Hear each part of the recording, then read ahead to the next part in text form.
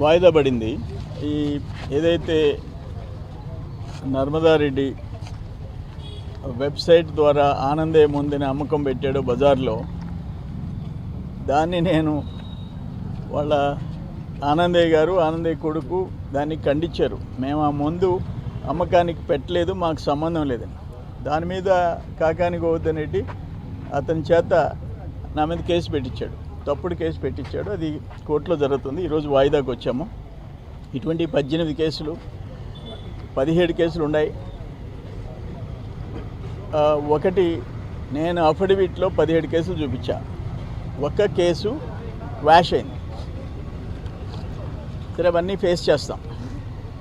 అది నేను అసెంబ్లీలో మాట్లాడితే ఇతను ఇక్కడ మాజీ మంత్రి, నేను ఇవన్నీ ఎందుకు చెప్తున్నానంటే, ఇప్పుడు ఎవరో ఇన్ఛార్జీలు అందరూ ప్రెస్ కాన్ఫరెన్స్లు పెడుతున్నారు కదా,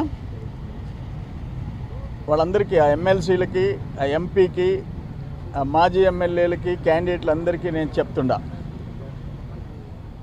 ఆ విషయం నేను అసెంబ్లీలో మాట్లాడితే ఇక్కడ కాకాని గోవర్ధన్ రెడ్డి మాట్లాడింది దరిద్రుడా అష్టదరిద్రుడా. మొన్న కేసులో పారిపోయినాడు. TV9 హైదరాబాద్లో నువ్వు పారిపోయినావని చంద్రమోహన్ రెడ్డి చెప్తున్నాడంటే ఆయన వాడిన భాష. నా సంక నాకుతాడు చంద్రమోహన్ రెడ్డి. ఈ కేసులో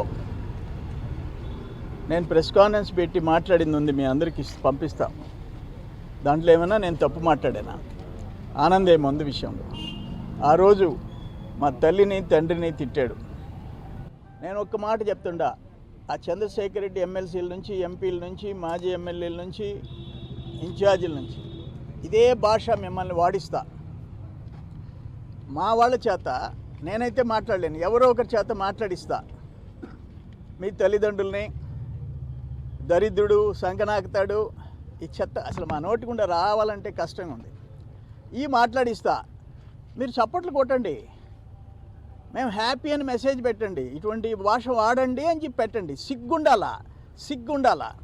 పబ్లిక్ లైఫ్లో ఉండేటప్పుడు మీరు ఒక పనికి మాలని వెనకేసుకొని వచ్చి, ఒక దోపిడీదారిని వెనకేసుకొని వచ్చి, ఈ కేసు తప్పుడు కేసా?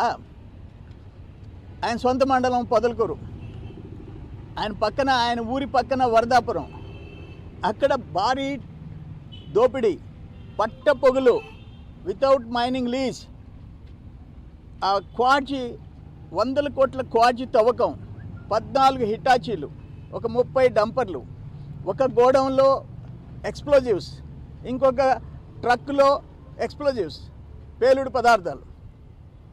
ఇవన్నీ ఆయనకు తెలియదు.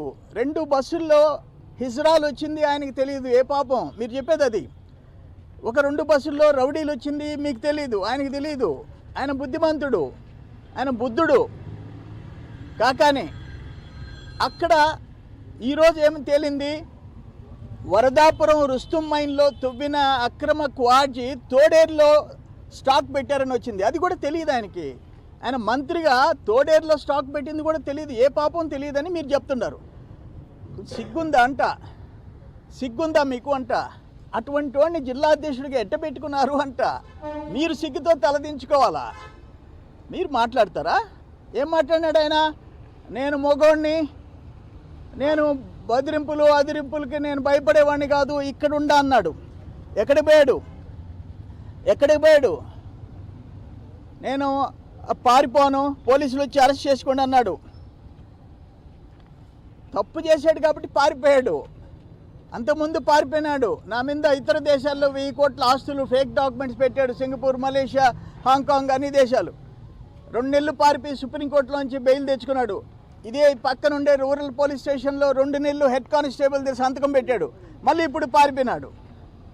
6 టీములు పనిచేస్తున్నాయంట, మాకు తెచ్చిన సమాచారం. ఎక్కడా దొరకటం లేదంట.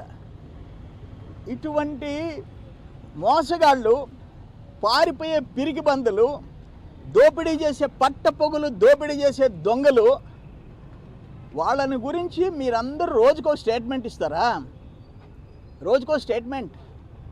ఏమైనా చంద్రశేఖర్ రెడ్డి నీకు ఆయన చాలా బుద్ధిమంతుడు కనిపిస్తున్నాడా? నువ్వు కూడా బుద్ధిమంతుడివి, అందుకని ఆయన బుద్ధిమంతుడు కనిపిస్తున్నాడు. మీకు సిగ్గు శరమ ఉంటే, దమ్ముంటే తీసుకొచ్చి నోటీసులు రిసీవ్ చేసుకోమను, పోలీసులకు దగ్గరికి వచ్చి విచారణలో నోటీసులు తీసుకోమను, తప్పు చేయకపోతే చెప్పమను. మీ బ్యాచ్కి సిగ్గు శరమ ధైర్యం ఉంటే పిలిపించండి అతన్ని. తప్పుడు కేసులు పెట్టామని చెప్తారా? అంటే ఏంటి ఇంకా అంత? అంటే రుస్తుం మైన్ వరదాపురం తాడిపత్రి పంచాయతీ పొదలకూరు మండలంలో మొగళ్ళూరులో ముదిగేడులో డేగపూడిలో ఎవరు దోచుకున్నారు? ఆయన మంత్రి, ఆయనకేం తెలీదు, అన్నీ పర్ఫెక్ట్గా జరిగాయి. మీరు అసలు ఏం మాట్లాడుతున్నారో అర్థం కావటం లేదు. నేను చూసి ఓర్చుకుంటున్నాం. ఎవ్వరి గురించి మేము మాట్లాడటంలే. ఈరోజు చేసిన పాపాలు అనుభవిస్తున్నాడు. చేసిన పాపాలు ఒక వ్యక్తి అప్స్కాండ్ కావటం, టెలిఫోన్ దగ్గర ఉండకూడదు.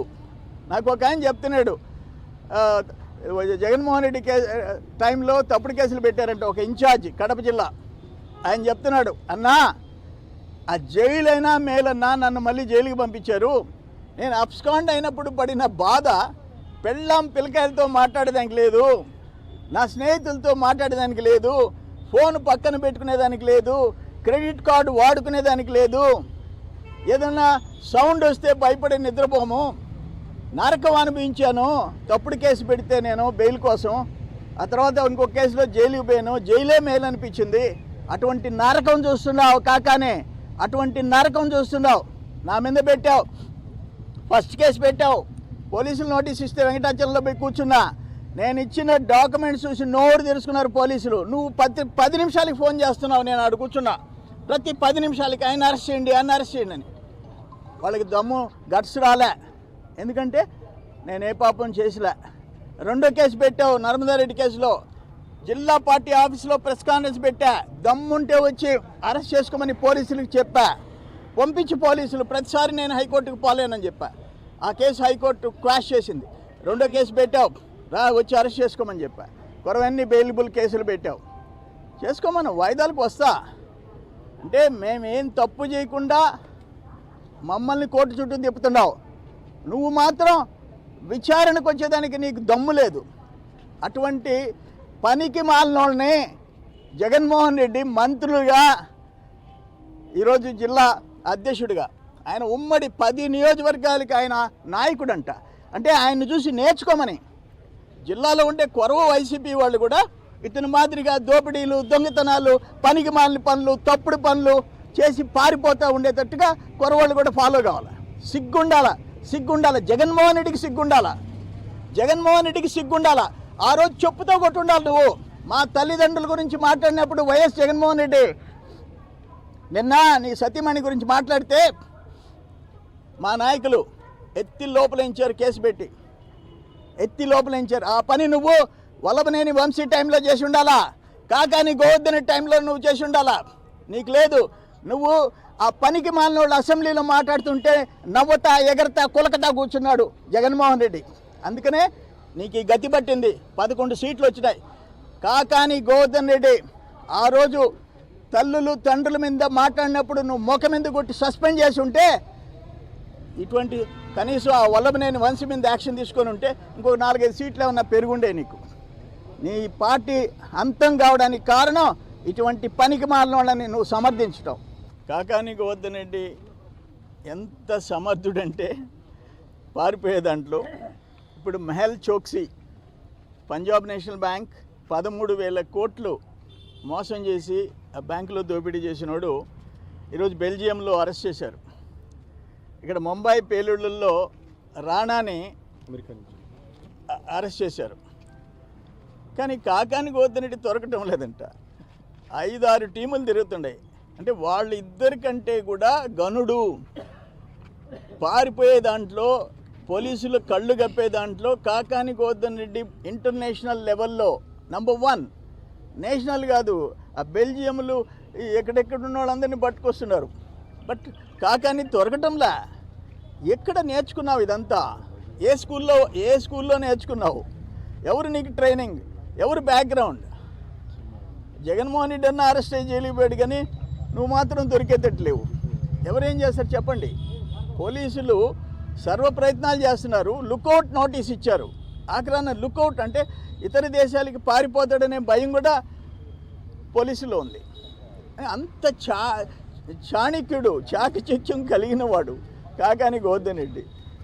దోపిడీలు, దొంగతనాలు, పారిపోవటాలు, తప్పుడు కేసులు పెట్టించడాల్లో ఆయన నంబర్ 1. కర్మ, మన నెల్లూరు జిల్లాలో అటువంటి వాళ్ళు పుట్టి పెరగటం కర్మ.